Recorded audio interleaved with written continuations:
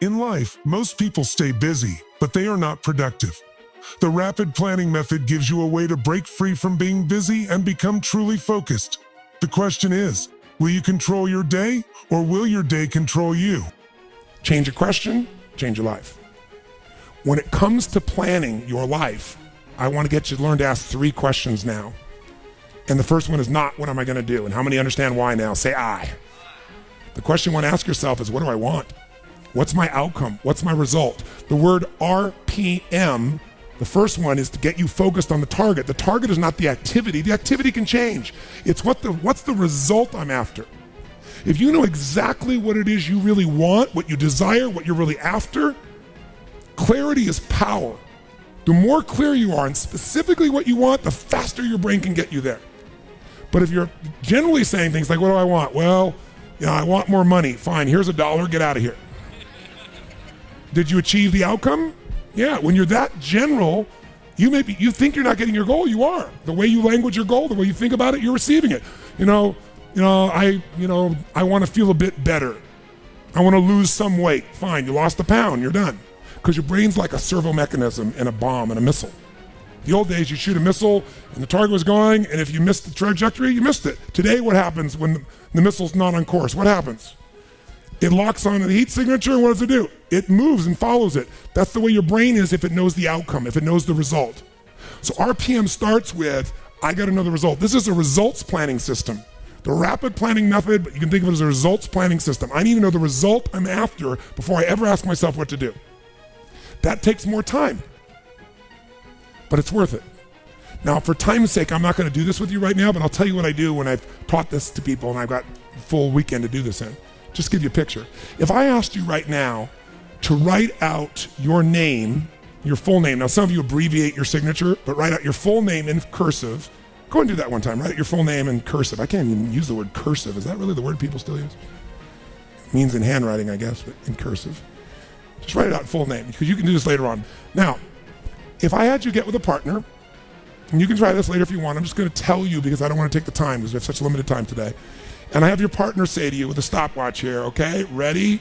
And I go, go. And you write it out. And you tell me when you're done. I go, stop. And I write down how long that was.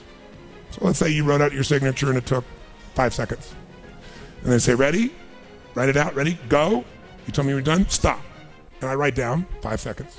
I have to do that 10 times. You'll find in the beginning, you'll be, let's say, 6 seconds. I'm making it up. Everybody's signature is different. And you probably might get down to as little as 5 seconds.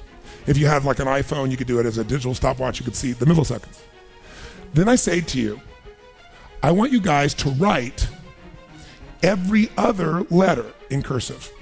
In other words, you're going to write half as many letters. How long do you think it would take to do it? Half as much time?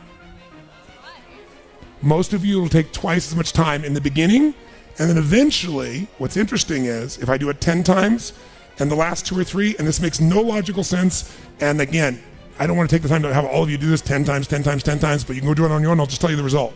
In most cases, even though you're doing half as many letters, you cut it by 2/3 the time. There's something happens when you break an old pattern and you do it fresh. Your brain over the years has learned ways to move more rapidly since when you did your original signature, and you'll do it in 1/3 the amount of time. It'll take twice as much at first, and then it'll cost you 1/3 amount of time. Now let me tell you why I'm telling you this. The system I'm calling the rapid planning method, by the time I show it to you, you're gonna go, this takes more time than just making my to-do list. It will win. When will it take more time? When? Initially. But once you get it in your nervous system, it'll take you less time because your brain will be thinking in outcomes and not activities. And when you think in terms of outcomes and not activities, pretty soon some of the activities in your list you don't even need to do to get the outcome. You find a better way to get the outcome quicker. Now, how do you do that? Yes, 3 questions. Question 1, what is my result? What is my outcome? What is it I really, truly want from this? If you're going back next week, and you say this next week, what are the most important outcomes for me to get this week in my business? And you just write those outcomes out, not your action items, the outcomes. If you do that and nothing else, you'll be ahead of the game. And if you just keep looking at those outcomes every day, how am I doing on that outcome? Your brain will come up with ways to get to that outcome. I promise you. Focus on outcomes, not on activities. Action for most people, activities, most people may mistake movement for achievement. They mistake action items and to-dos for achievement. We're after the achievement. Are you with me on this? Yes or no? It's a different way of thinking, and I think all of you inherently have it, but if you make this ritualized, just like the things you've learned this week, they're all great, but if you don't systematize them, they'll work when you do them. But if you systematize them, right? And you see like Mr. Hallman here, where he goes in and just does it and makes sure it's being done again, or what you've seen Chet do, or what I do. You just do it over and over again, you don't miss it. Now the results are geometric. So I want to get you to systematize the thinking, whether you do it visually the way I'm going to show you or not. So, first question, what's the result I'm after? What's the ultimate result? What do I want out of this week, out of this thing, out of my business, out of my life, for my body? And you want to be as what as possible when you describe that outcome, that result, as what?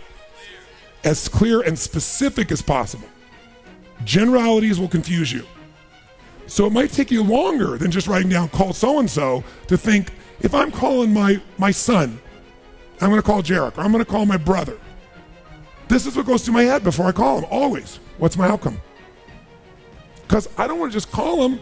I want Jarek to feel loved by his dad. Or I'm thinking about what's my outcome? I've got to talk to him about this thing that's out there. I've got to make sure I get through to him on this because I want to guide him and move him in this direction. That's what I want to be as his father. I don't want to just chit chat. I can do that too. So if you think before every phone call, before every time you're planning your day, and you think before you have any meeting, what do you think the first thing I ask of anyone when we sit down in a meeting is? Okay, what are your outcomes? What are the outcomes for this meeting? First thing I want to know, because if I know the outcomes, guess what? A lot of meetings, they're done pretty quick. Because if I know the outcome, you don't have to go through all the activities to sell me on it. Just, that's your outcome? How do you want to do it? Sounds good to me. Rock. That's how you make a meeting productive. I know a meeting's productive not by the hours or time. Sometimes it takes longer to the outcome than you want, but I'm going to get the outcome. That's, by the way, what you see with me on stage. That's why my times vary. But it's based on an outcome. I'm going to get that outcome. I don't give a damn whether it's the right time or not. I want to do it in that time, but I must deliver the outcome. How many get that? And by the way, how many like to have your company focused on outcomes, results, and not activities? Say I. People say all the time, well, did you get that done? Well, I left them an email. I left them a voicemail. I've sent them 3 emails. How many times you heard that? When that happens with me, I'm like, but I don't show it. I just like, really? Wow, that's fascinating. We'll explain about our culture. It's about getting the result. So I can help you if you can't figure another way to do it, but there may be 12 other things we might want to do. Maybe they don't have the answer. Maybe somebody else can give us the answer. The outcome was to get this information, not to leave an email or 12 or 3 voicemails. That will not do any of us any good. How many follow? Now, whether you get the outcome or not, whether you get that result, will be based first, do you have clarity? Thank you for watching.